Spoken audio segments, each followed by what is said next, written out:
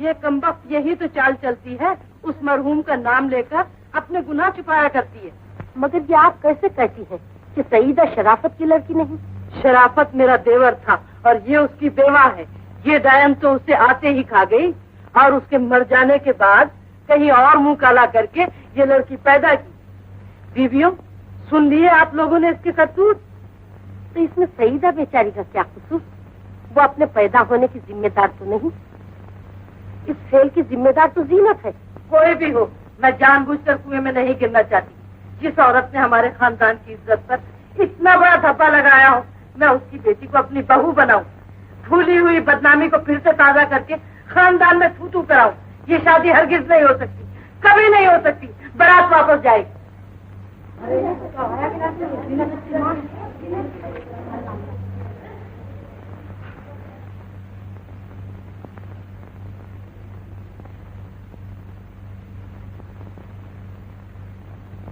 जीनत, मैंने तुझे एक शरीफ औरत समझकर अपने घर में पनाह दी थी। मुझे ये न मालूम था कि तू ऐसी आवारा बदचलन औरत है। चली जा यहाँ से, मैं तेरी सूरत देखना नहीं चाहती। कमबख्त, तेरी वजह से मुझे भरी महफिल में बेइज्जत होना पड़ा। तूने सईदा की जिंदगी खराब की। तेरी ही वजह से आज उसकी बारात वापस जा रही है। बीबी, अब सईदा का क्या होगा? मैं कहती हूँ फौरन यहाँ से चली जा, ताकि तेरा मनहूस साया सईदा पर न पड़ सके। जाती है कि नहीं? बीबी, मैं सईदा को छोड़कर कहाँ जाऊँ? सईदा से तेरा कोई वास्ता नहीं। मैंने उसे 15 बरस अपनी बेटी बनाकर रखा। अब वो मेरी बेटी है। बीबी, मैंने भी तो माँ होते हुए 15 बरस आया बनकर गुजार दिए, ताकि मेरी बच्ची मेरे सामने रहे। अब मैं उससे किस तरह जुदा हो सकती हूँ? अगर तू उससे जुदा नहीं होना चाहती तो सईदा को भी तेरे साथ ही निकाल दूंगी। खुदा के लिए ऐसा जुल्म न कीजिएगा।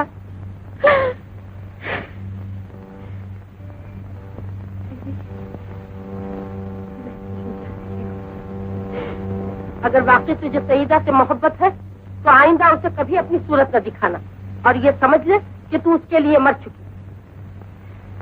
दीदी, अब ऐसा ही होगा। अभी चली जा। दीदी, एक मरते सईदा से मिल तो लेने दीजिए। ये हरगिज नहीं हो सकता। सिर्फ आखिरी मर्तबा अपने बच्चे को देख तो लो, फिर आप कभी मेरी शक्ल न देखेंगी। सईदा को ये तो न बताएगी कि तू उसकी माँ है? नहीं नहीं, मैं नहीं बताऊंगी।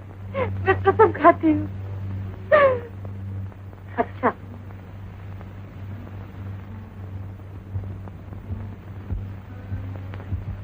तुम यहीं ठहरो, मैं भी तुम्हें बुलाती हूँ। रो नहीं।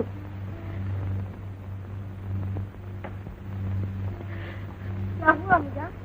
कुछ नहीं, जीनत जा रही है। जीनत जा रही है? कहाँ जा रही है? अपने घर। जीनत,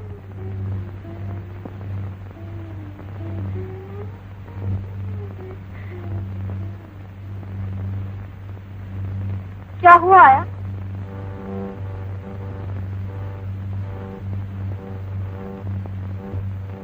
दीदी, मैं जा रही हूँ। कहाँ जा रही हो? बहुत दूर जा रही हूँ। तुम तो कहती कि तुम मेरे साथ चलोगी। ऐसा नहीं थी, पर अब न जा सकूंगी। तुम्हें अपनी बेटी याद आ गई? हाँ बेटी, आया, तुम न जा आया। नहीं बेटी, इसका जाना बहुत जरूरी है।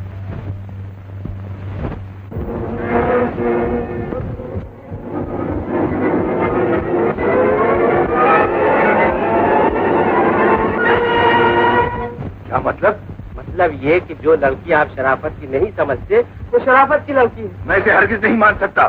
चलो अख्तर, ये शादी नहीं हो सकती। हाजी साहब, बड़ा वापस ले चलिए। भाईजान, अब मैं आपको किस तरह समझाऊं? मैं कहता हूँ ये शादी नहीं हो सकती। चलो जी। अच्छा तो भाई साहब, अब साफ साफ सुन लीजिए। इन आंखों ने सब कुछ देखा है। इन्हीं आंखों ने शराफत को घोड़े पर से गिरते हुए देखा है। इन्हीं आंखों ने शराफत को बीमारी की हालत में दुल्हन के कमरे से निकलते हुए देखा है। और यही उनकी मौत का भाई साहब, मैं कहता हूँ तुम्हारे पागलपन की बातों से जीनत की बेगुनाही का कोई सबूत नहीं मिलता।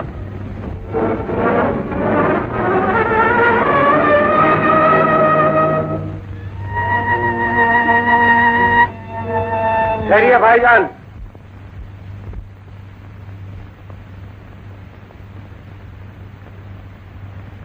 अगर आपको एक पागल के कहने का यकीन नहीं तो शराफत की डायरी तो याद होगी, और ये भी याद होगा कि उन्हें डायरी लिखने की आदत थी।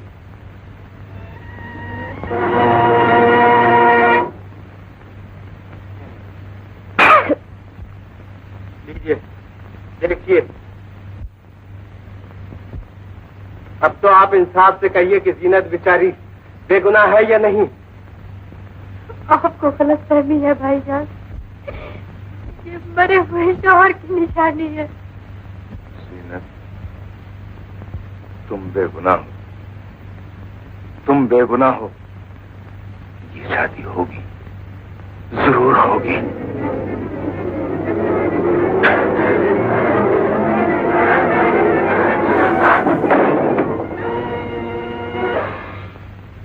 बिस्मिल्लाहिर्रहमानिर्रहीम।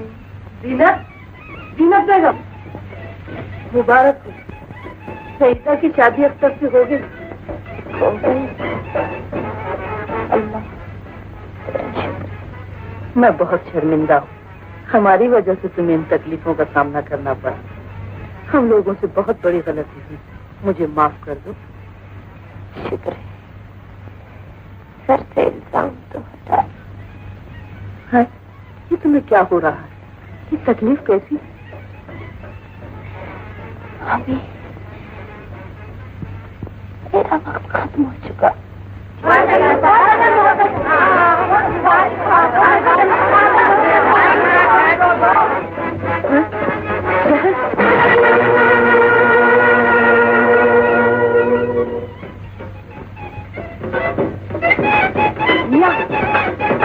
बड़ा गजब होगा, जल्दी से अंदर चलिए।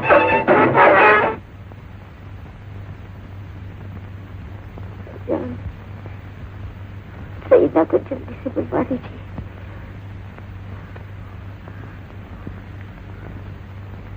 जीनत, मैं किस मुंह से माफी मांगू? हमारी आंखों पर पर्दे पड़ गए थे। जरा सी गलत फहमी से तुम बदनाम हुई। दर दर की खाक छाना, तुम पर क्या क्या जुल्म न हुए, और आज हमारी वजह से तुम्हें ये जिंदगी देखना पड़ा। अफसोस, मैं अपनी गलती पर बहुत नादिम हूँ, बहुत शर्मिंदा हूँ। जीनत भाईजान, मुझे शर्मिंदा न कीजिए। अब मुझे मरने का कोई गम नहीं। मैं बहुत खुश हूँ कि मरने से पहले मेरे दामन का धब्बा धुल गया। सईदा, मेरी अम्मी, मेरी माँ। आज 15 बरस के बाद माँ सुन रही है। अम्मी, आपको क्या हो गया? नहीं, मेरी बच्ची, मुझे कुछ नहीं हुआ।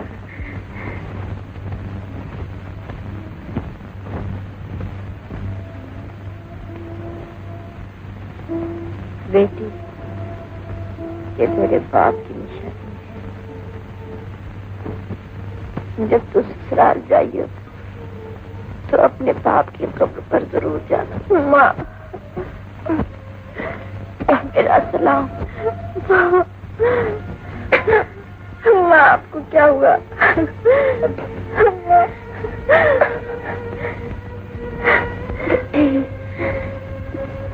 जो तू कहानी सुना करती थी, ये उस कहानी का आखिरी इल्जाम।